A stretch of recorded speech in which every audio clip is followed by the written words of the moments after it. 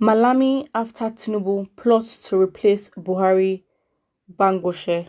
Olusegun Bamboshe, National Coordinator, concerned advocate for good governance, has claimed that the Attorney General of the Federation and Minister of Justice Abubakar Malami is plotting to take over from President Muhammadu Buhari come 2023. Malami, according to Bangoshe, has taken over the leadership of the cabals and just like late Abba Kyari, also eyeing the presidential villa. To achieve this, Bangoshe, a senior lawyer and 2023 presidential hopeful, said that Malami, as a lawyer by profession, is leaving no stone unturned and has made the national leader of the All Progressive Congress APC Bola Tinubu his first target. He, Malami, is fully aware of Tinubu's EFCC ordeal. It is an arrangement. Tinubu could be his biggest obstacle, so he must go down as soon as possible, Bamboshe told the Daily Post. Politics is a game played by the masters, won by the smartest. The cabals are at work. Are you actually joking? Okay. So there are cabals, so Nigerians are not crazy. The late Chief of Staff, Abakari, was undoubtedly the leader of the cabals when he was alive. It was rumored back then that he was hatching a plan to take over from Buhari, but death swept him away from the political horizon. Malami, the AGF, has taken over the leadership of the cabals. Interestingly, just like late Abakari, he's also eyeing the presidential villa. Wow. Tinubu, although the North is not comfortable with Tinubu's presidential ambition, they very well understand that his silence on national issues is not an indication that he will be loyal to them. Wow. I mean, I think there's something we can learn from that. I feel like we need to also, at this point, we're just all very, very selfish at this point. And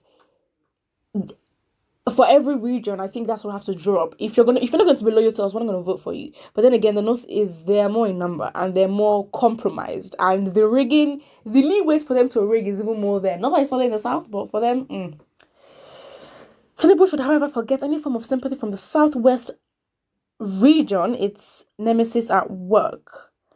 However, let it be known to Malami that no amount of strategies and scheming will make him to succeed Buhari. The presidency must go to South come 2023. It's never negotiable. It will be inequitable and unacceptable for the North to retain power in 2023, he added. You see, this another reason as to why we are so divided. Why does it matter where the president comes from? Why does it matter? Because we don't like each other. We're all selfish. And so we understand that if a president comes from a certain part of the country, that president will most likely favor that part of the country. It doesn't make sense because you're really Nigerians, not your region. And my first reaction when I saw this, my first reaction was, do these men really think that they will be relevant in 2023 after, the NSAS protest? And because it's the guts and the audacity for me, for them not to be at Nigerians at their knees begging Nigerians. But then again, I'm thinking that if we as Nigerians do not get our act together, this government will continue to oppress us. And so these people are literally plotting for 2023. It's 2021. Nothing meaningful has been done for their government.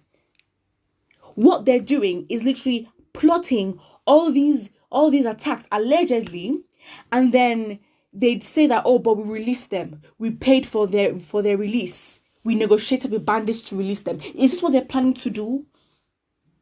Because it's a different thing if you're trying to in a disingenuous way, do something good for the people, meaningfully good, to retain your reputation for you to go again. It's a different thing. But they're not even trying to do something good, even though it's not coming from their heart and it's for their selfish interest. But you literally, I really can't with this government. And my initial thought was like, oh wow, like Malami, Tinubu, all these men, all these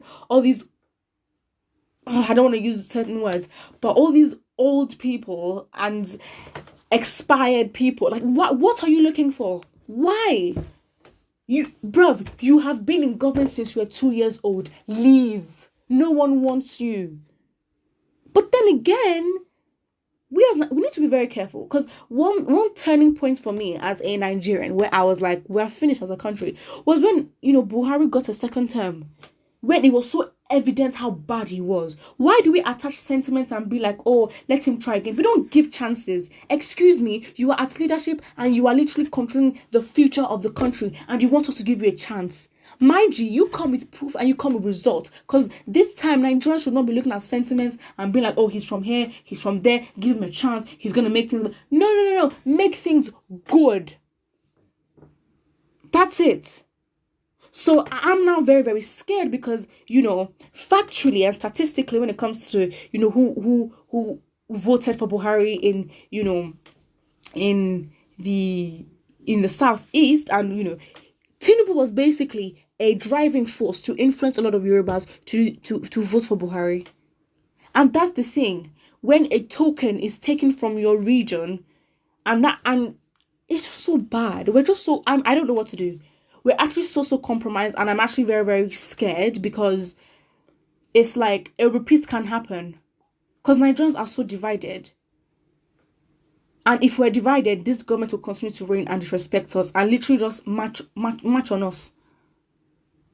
So 2023, I don't know what's going to happen. I don't know where this unity is going to come from, but it needs to happen. Because if that doesn't happen, let's just start dividing the country because I'm tired. That's it. I'm tired. I don't have time. Please. People are out here trying to build generational wealth. People are out here trying to build bases for their family name in any little way or big way that they can. And you're going to tell me that I'm going to be working in a country like Nigeria where it doesn't make sense. How is it that in your own home country, all the barriers are set against you for your own failure? Where when you leave the country at a cost, whether you buy a plane ticket or you go through, the sea, on how you go, you're going to get to that country, you're going to pay taxes, you're going to add to the wealth of that country, you're going to be part of the labor force, skilled or unskilled, for that country, helping that country make money, and you will pay tax. You will pay tax. So it's like, why is it that we have to leave our own country for our light to shine? Like, how much evidence, how much proof, what more does the government need to do for them to prove to us that they do not want us to succeed? And it's very relevant. It all goes back to colonialism. It goes back to our independence. Why did we get independence? What was the contract drawn up? Because whether I like it or not, neo-colonialism still rules today. And just because it's in the form of our own people like us, we need to understand that there are higher powers. As Christians, we know we wrestle not against flesh and blood. Because again, at this point, it's just so... Because technically, on another note, if this government really wanted to be corrupt, they would actually do the things that we want in a way to sort of blind us from what they do not want us to see.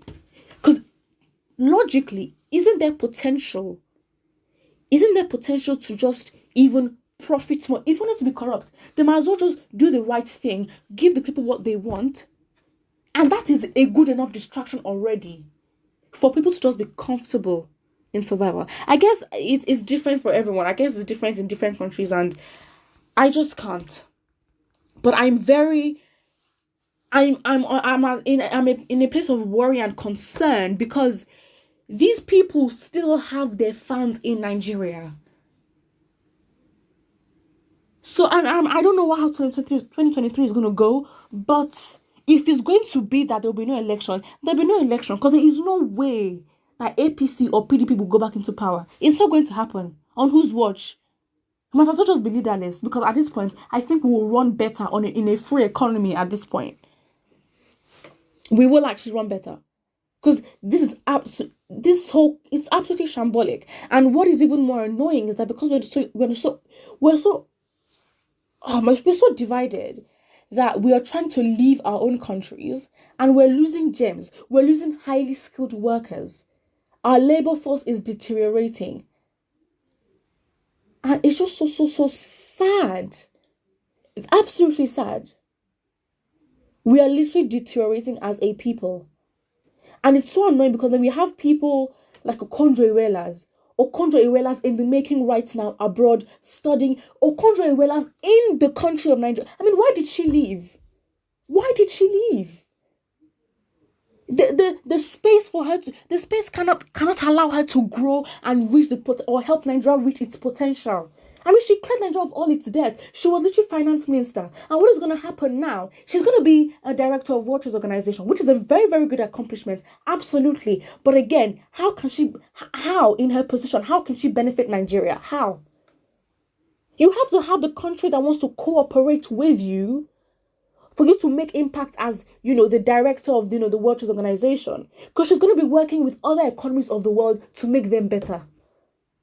But then her own country, the government will not even allow her to have a little bit of impact, even though she's, international. Even when she was at home, they didn't let her grow. And this woman has so many qualifications. She's just too qualified. I believe that with her alone, Nigeria can just get rid of all its debts. One hand. So it is very, very likely, and it's very possible that the Nigerian government, they themselves, they don't want Nigerians to do well. They're looking for the downfall of Nigeria. It is very, very obvious. And we as Nigerians, we have to decide whether we're going to separate or we're going to take things in our own hands. Because my G, it's not going to happen. Absolutely not. That these people these old and expired people are going to come into government. And then, of course, we have to know that, they are nurturing their own. If we find that you are associated or that you even breathe the same air as these corrupt politicians, you are out of the race. It's extreme, but that's what we have to do. And we need to get to a point where we hold each other accountable. So it's like, guy, we're putting you governments. So if you do not do all these things, what should we do to you? Because it's a huge responsibility for you to be in government. And we're allowing you that privilege to be in that place of power because we're going to vote for you. Now, just to decide what they want, what country that they want.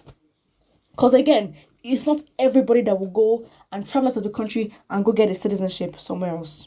It's not everybody. We can't afford to do that.